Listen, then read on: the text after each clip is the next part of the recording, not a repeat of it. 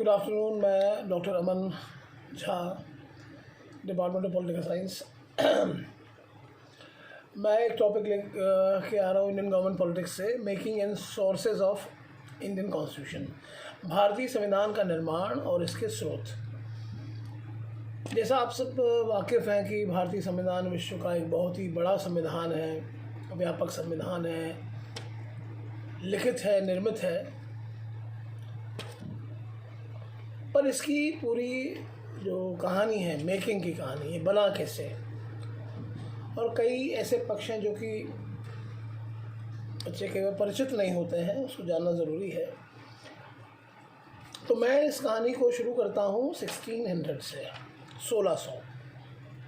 1600 जब east India company form हुई Britain में, और इस कंपनी ने अपने व्यापार के लिए अपने को इस एरिया में ही लेके आई, भारत, दक्षिणी एशिया।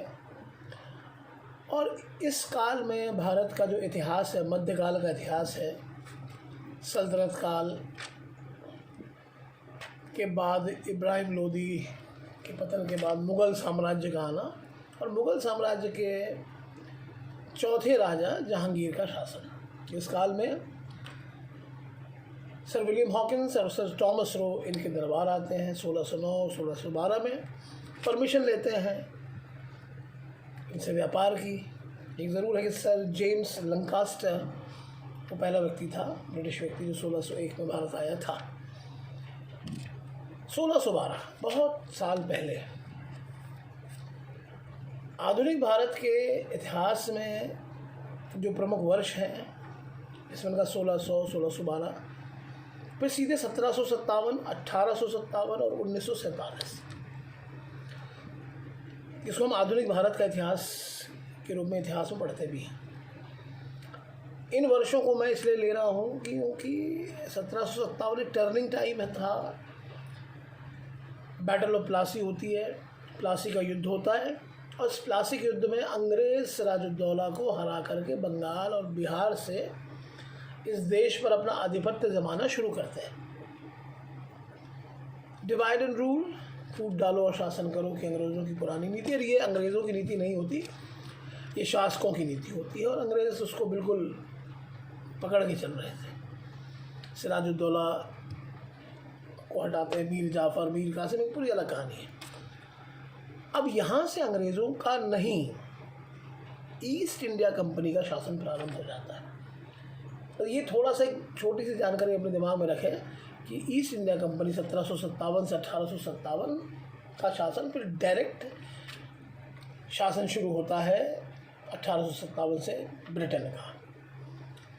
तो ईस्ट इंडिया कंपनी का शासन हो गया, ये प्लासी की लड़ाई, फिर बक्सर की लड़ाई, और धीरे धीरे अब उनको लगा कि इस देश को चलाना है तो कुछ ज़रा इसको व्यवस्थित करो। व्यवस्थित कैसे करो? व्यवस्थित ऐसे करो कि अब आप पे कुछ संवैधानिक नियम कानून कायदे लाए। तो पहले ये लाए 1773 में रेगुलेटिंग एक्ट। रेगुलेट, जैसे पंखे में उधर रेगुलेटर होता ना, रेगुलेट करना, ऐसे इन्होंने regulating act and Pitt's India act, और 1793 से लेकर के 1853 तक चार्टर एक्ट्स आए। 1793, 1813, 1833 और 1853। 1793, 1813, 33, 53, और इसी समय 1857 का वो रिवोल्ट हो गया।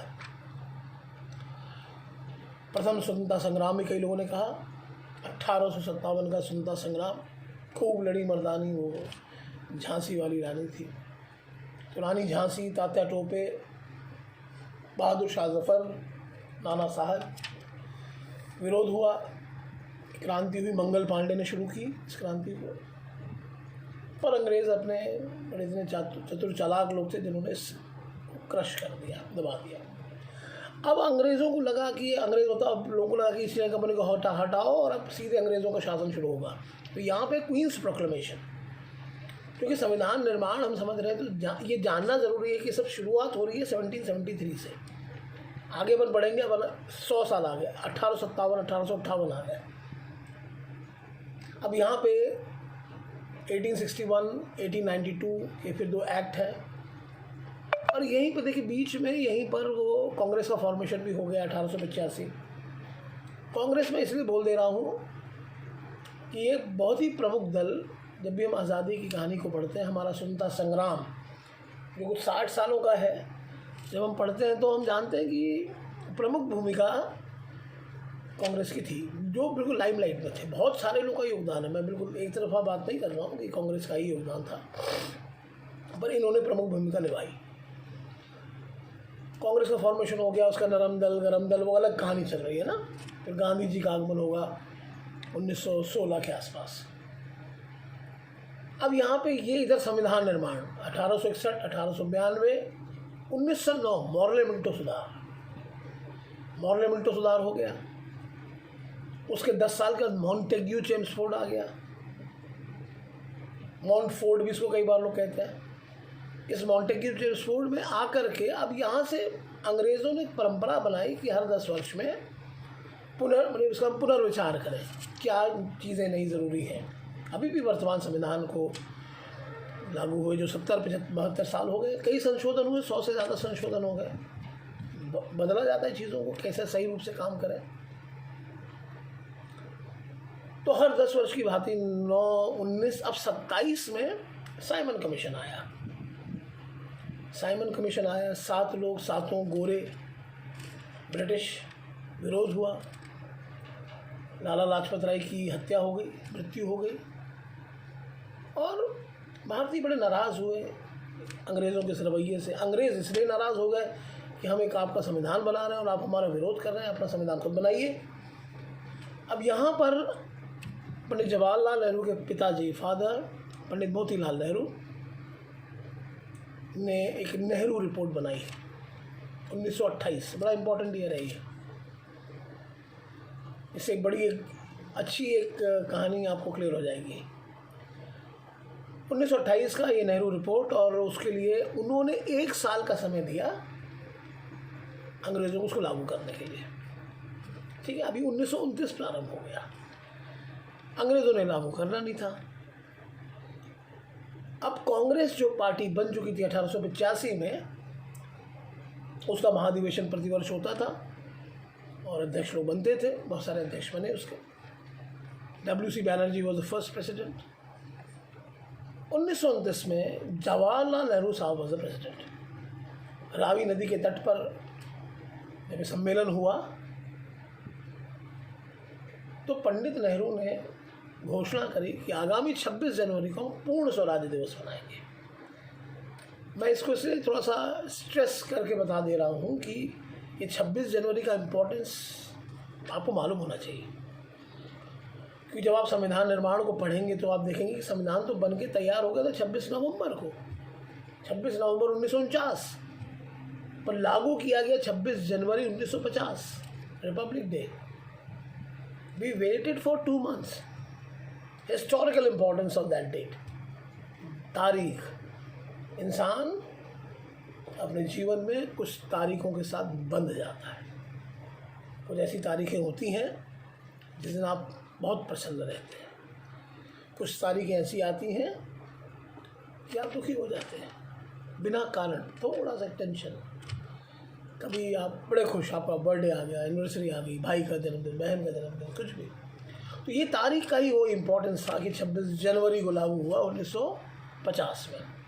अब अपन अपना है पर अभी 1929 में अब ये सब हुआ, और 26 जनवरी 1930 को की डेट मुकर्रर की गई।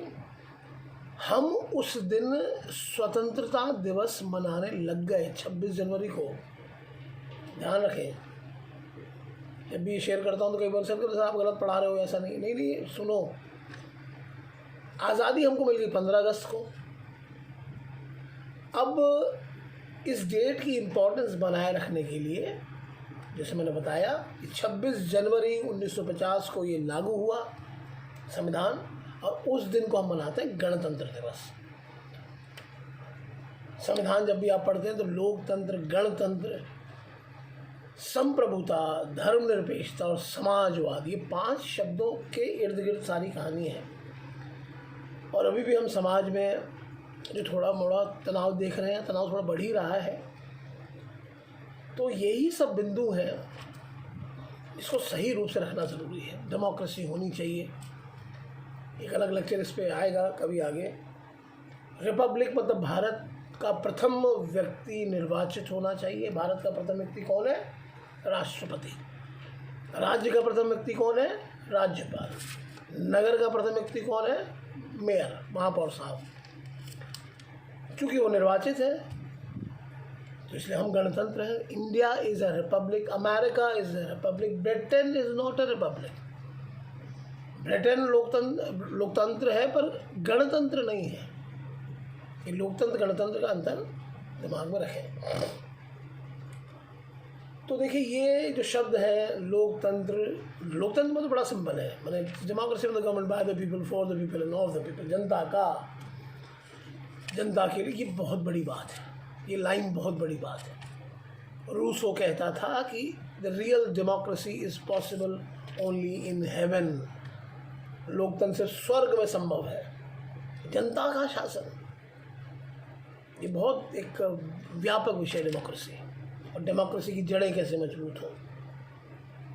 तो लोकतंत्र चलिए, गणतंत्र, संप्रभुता। India is a sovereign country. Sovereign मतलब आपकी शक्ति, आपकी आंतरिक शक्ति, आपकी बाह्य शक्ति। आप अंदरूनी निर्णय ले सकें, आप बाहरी निर्णय ले सकें, किसी प्रकार का दबाव आप पे नहीं होना चाहिए। ये कभी फिर एक विषय आएगा आगे।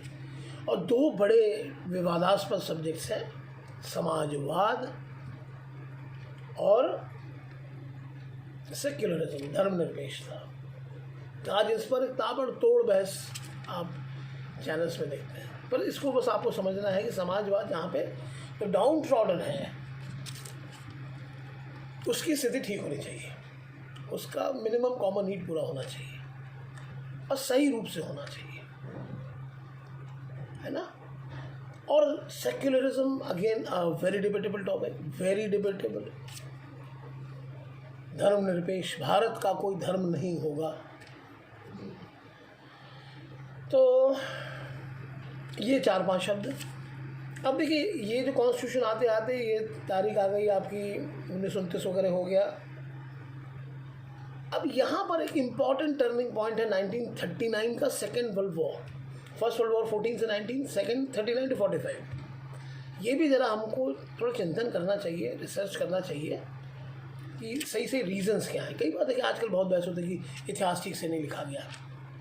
तो जानिए, ब्रॉडली समझिए चीज़ों को, खुल के समझिए कि 39 का सेकेंड वर्ल्ड वॉर, ब्रिटेन अब युद्ध में था, सामने जर्मनी था, हिटलर था, मुसोलिनी था, उधर जापान था। और कहीं ना कहीं 1940 में वो बीच पढ़ने, उसके पहले राउंड टेबल कॉन्फ्रेंस वगैरह जो हुई है 32 में, वहाँ से गांधी जी का एक अपना जोर लगे हुए थे लोग, अंग्रेज धीरे धीरे मानते थे। तो यहाँ पर सेकेंड वर्ल्ड वॉर में अगस्त प्रस्ताव 1940 का, और युद्ध के दौरान ही 1942 में क्रिप्स मिशन, और 45 का युद्ध खत्म हो रहा है, 46 का कैबिनेट मिशन आ रहा है। इन सब में अंग्रेज बार बार हमको समझाने का प्रयास करते थे कि आप ऐसा डोमिनेंस स्टेटस ले लो। हम मना करते, हम कहते हमको पूर्ण आज़ादी चाहिए। और यहीं पर दो बातें, एक तो इसी पीरियड में मुस्लिम लीग बड़ा इम्पोर्टेंट हो गया। अब मुस्लिम लीग, मोहम्मद अली जिन्ना, वो पाकिस्तान, मुसलमानों के लिए पाकिस्तान, वो एक वाली बात शुरू हो गई। बाद में हुआ, उसकी परिणति वही निकली कि 47 में इस देश का विभाजन हुआ, फिर आज़ादी मिली। तो एक ये डेवलपमेंट हो रहा है, और 45 में ब्रिटेन में चुनाव हो रहा है। देखिए, ये जानना ज़रूरी है, ब्रिटेन का चुनाव 45 बड़ा एक इम्पॉर्टेंट है इलेक्शन ये वाला। ब्रिटेन सेकेंड वर्ल्ड वॉर जीत रहा है, पर एटली प्रधानमंत्री बन रहा है। और एटली जब प्रधानमंत्री बने, उन्होंने कहा कि हम भारत को स्वतंत्र करेंगे। योगदान सबका है, बिल्कुल है। हमारे बड़े नेताओं ने, आदरणीय महात्मा गांधी, जवाहरलाल नेहरू, वल्लभ भाई पटेल, सुभाष चंद्र बोस, बहुत बड़े नेता, इन लोगों का बड़ा योगदान है। और ऐसे अनसंग हीरोज़ बहुत सारे हैं, बहुत क्रांतिकारी आतंकवादी हैं ऐसे। अनगिनत नाम है, भगत सिंह चंद्रशेखर के अलावा बहुत सारे नाम हैं। तो सबका योगदान, और भारत धीरे धीरे क्रमशः आज़ादी की ओर बढ़ा। और यहीं पर एक डेट आई 9 दिसंबर 1946। अब यहाँ से देखिए, इसका एक पार्ट और ले लेंगे। अब यहाँ से कहानी शुरू हो रही है 9 दिसंबर से, आपके संविधान निर्माण की शुरुआत, संविधान बनना, लिखना। सच्चिदानंद सिन्हा इसके अध्यक्ष बने और राजेंद्र प्रसाद जी 2 दिन के बाद उसके अध्यक्ष बन गए। और इस संविधान में परम विद्वान डॉक्टर भीमराव अंबेडकर और उनके सहयोगी BN राव साहब, इन्होंने बड़े व्यापक रूप से इस पर चर्चाएं की। प्रारूप समिति के अध्यक्ष अंबेडकर साहब ही थे। तो मिला के 2 साल 11 महीने 18 दिन लगा। तारीख नोट करिए, 9 दिसंबर 46 से 26 नवंबर 1949। ये 2 साल 11 महीने 18 दिनों में भारतीय संविधान को तैयार किया गया।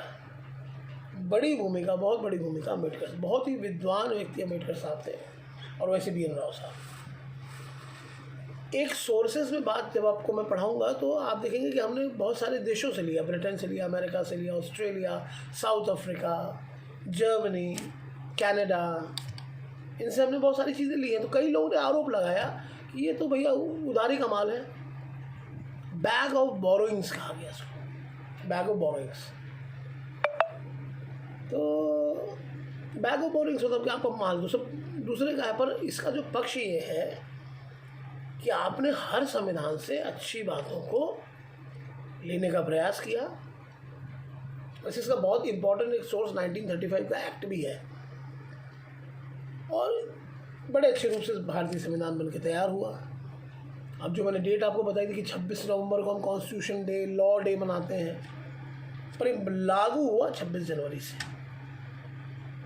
तो इसको बनने में ये एक पूरी इसकी प्रक्रिया लगी, और उसके बाद 1-2 वर्षों के बाद चुनाव होते हैं 1951-52 में।